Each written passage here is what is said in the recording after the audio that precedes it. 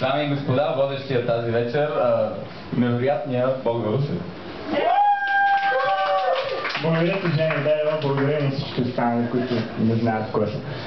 Добре дошли на Лига на разказвачите. Днес е едно, така да се каже, уникално издание на Лига на разказвачите, защото това е първото издание за 6 години, на което присъства Нели Фандиева, нашият любезен домакин тази вечер.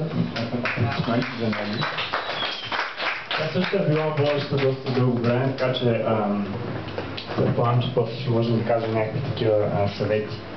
Как да не си държа ръката в джоба, докато говоря и някакви такива неща. Лига на разказвачите ви приветства с добре дошли в клуб Петното, който е нейният, надявам се, последен дом. Не е в смисъл, че Лига на разказвачите всеки момент ще падне и ще ритне камбаната, а че тя най-сетне намери мястото, на което се чувства добре. Но какво е Лига на разказвачите, Бог да Русев? Радислав Парушев малко избърза с този въпрос, защото... Но след като вече ме попита, нека да обясня. Лига на разказвачите е конкурс за импровизирано разказване на живо, която се различава от стендъп комедито по това, че историите в никакъв случай не е задължително да бъдат смешни. Естествено помага, но ако излезете тук и разкажете как най-добрият приятел е бил изяден от мравояд, това несъмнено ще е тъжно, но може да ви осигури наградата, за която ще ви кажа след малко. Другото, с което е уникално днешната Лига на разказвачите, е, че тя за първ път се провежда в столичен град през летния сезон. До сега винаги сме я спирали по обясними причини, но тази година, като се преместихме в Петното и се почувствахме толкова добре, че нещо не стана и се напихме и така те каза, не, няма да спира на Лига на разказвачите. Лига на разказвачите ще има и през юли, и през август. Така че днес присъствате на резултата от този експеримент. Аз съм много приятно изненадан, че изобщо сте тук, така че следващите аплодисменти са за вас.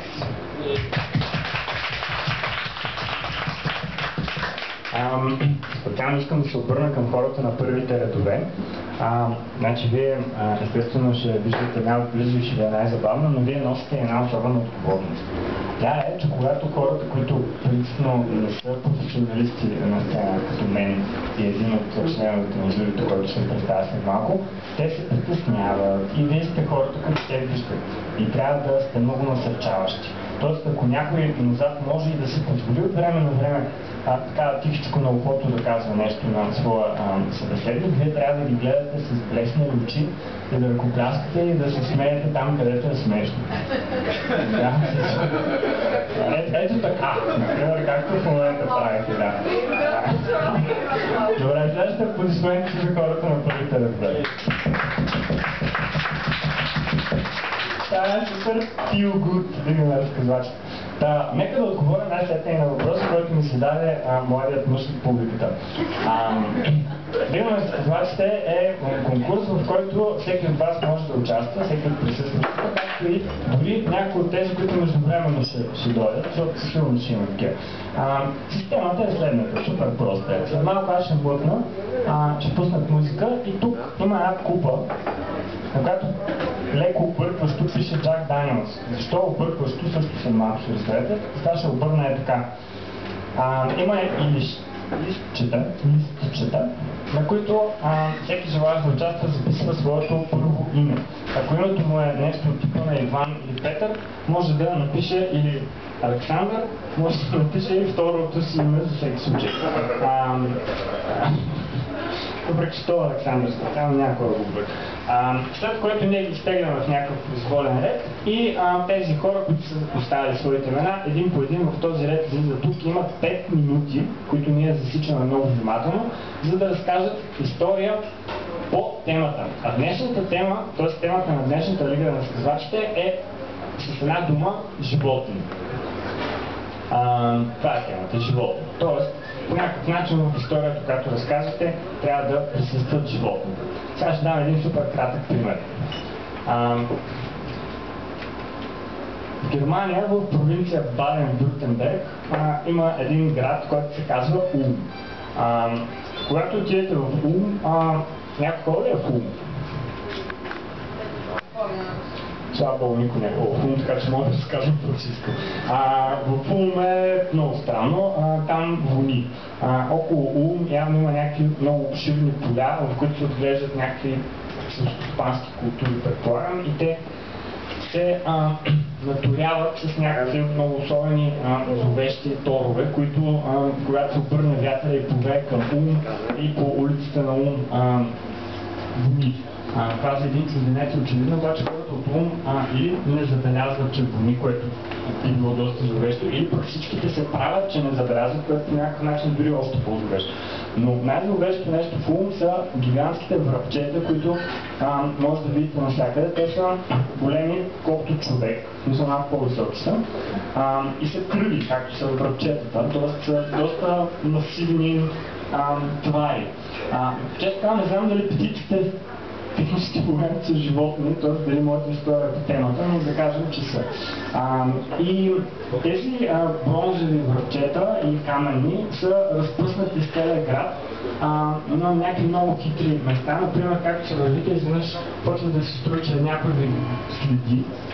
Поглеждате и виждате, че за тъгъла има едно 2-метрово 300 кг връбче, което се случи колкото две футболни топки, което гледа така. Тоест те връбчета винаги гледат така, но когато са 2 метра и стават зловещи. И аз си мисля, че това е някакъв много болезнен арт-проект на жителите на Улм, които са решили по някаква причина да си изкарват такова. Но се оказва истината, всъщност не толкова далеч от това, но забулена в известна историческа мистерия, а именно когато са строили катедралата в Улм, която е горе-долу единствената причина някой да иска да отиде в Улм. Не мога да казвам Л, но винаги си представите, че между У и М има едно Л.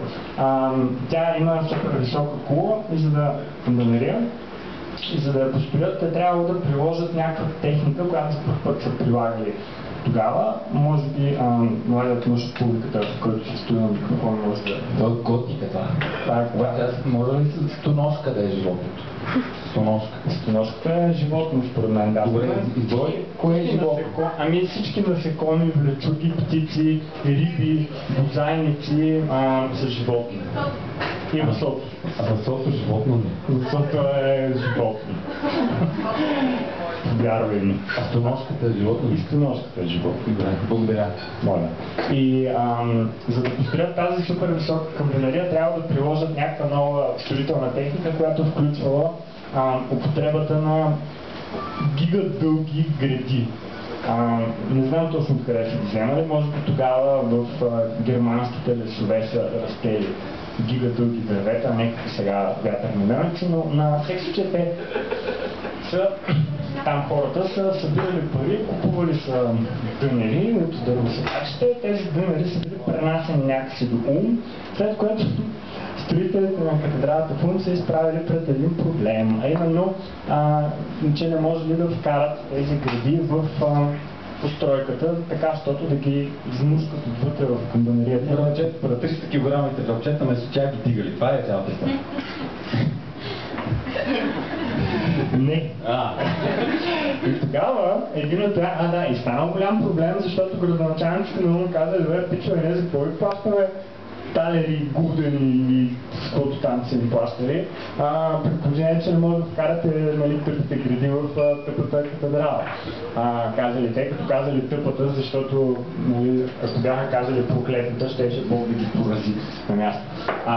И тогава тези строителите, бъдещите масони, предполагам, не знам как мъжете, Викали 300 кг връбчета да качат леки. Аз падам, брат. Не.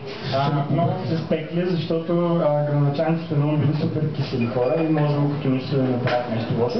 И един от тях излязъл навън силно притеснен и тогава видял как връбчето, като се строи гнездо, и носи в печовчетата с сламка, която е много дълга, и някакси се обръща и по едикакъв си начин с гъза си напред влиза в строящото се гнездо, така, защото сламката се заклещва по нужния начин. И тогава на тях ми хрумнало, че могат да правят същото, каквото и да било то. И до ден днешен гражданите на Улм са благодарни на връбчетата за този съвет. Това беше един пример за изключително тъпа история. Можете и по-добре. Сигурен.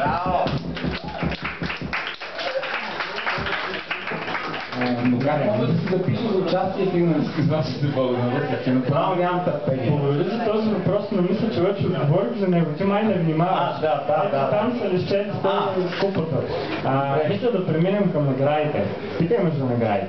Добре, какъв е кяра, примерно, ако хора да разказвам някаква история, е така, само да ставам за резил. При положение, че съм много притеснителен, мразя да седа на сцена и само да си излагам пред хората, те да си говорят други неща и да не ми обръщат внимание, само да се задълбочат комплексите да ми е кяра или ще получи нещо друго. И ако да, какво е то Богдан?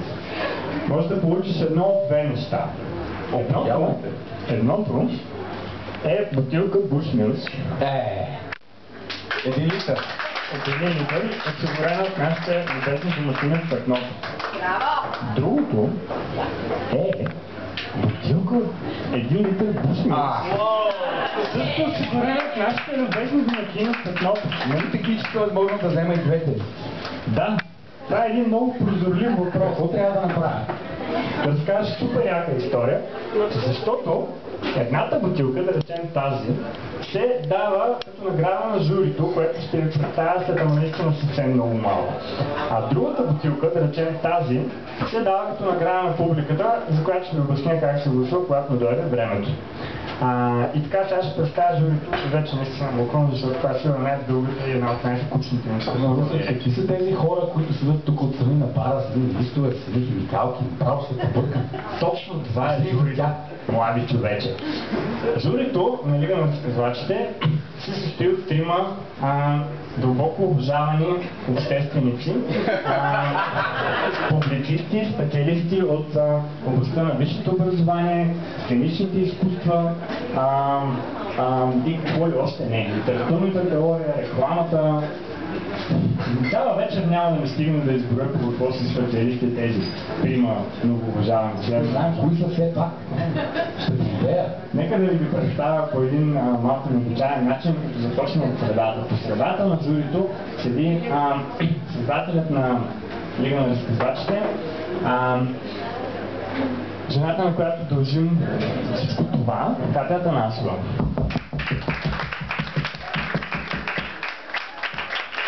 Ако някой през последните 10 години е живял в Кашон, това е тая русата. Право от нея седи Десислава Боснакова, която е представител на, както вече споменах, висшето образование. Тя по цял ден седи в алабастровата кула на висшето образование, което ме почати. И мисли как да оправи проблема с българското образование. И някой ден ще го измисли. А от другата страна на Катя Атанасова, като една абаносова кула, се издига Петър Мелтев. Петър Мелтев е изключително талантлив и аз бих казал успешен български актьор, който може да гледате в различни театрални постановки, както и в собственият му театрален проект, заедно с няколко други, разбира се, като негови чудесни млади мъже, който се казва Импровизационен театър Ха-ха-ха. Импровизационен театър Ха-ха-ха. Ха-ха-ха.Каза още един такъв. Импровизационният театър Ха-ха-ха е нещо, което е почти толкова интересно, колкото Лига на разказвачите и може да го гледате някой път, ако ще къде и кога. Даже може по-късно, ако стане много тегаво, да направим... Опихме с нощи. Пред това няма да работя повече. Добре, аз с това приключвам. Пропускам ли нещо, младен човек? Дава 35 лева на Джоя. Добре. Значи тази вечер ще участва и Васил Георгиев, известен български писател и автор на книгите Уличник, Просто да се обади да го запиша. Будистки плаж и още една, която още не е написал и не е много сигурен дали изобщо ще я завърши, но май ще е роман и ще е нещо за това как на хората им става много тъпо от време на време. Айде! Хората да се записват сега и това. Да, и сега започваме записването и слушаме малко музика между време. Значи лищетата, имената, купата, микрофона. Слушаме се. Това е моята на ръчета.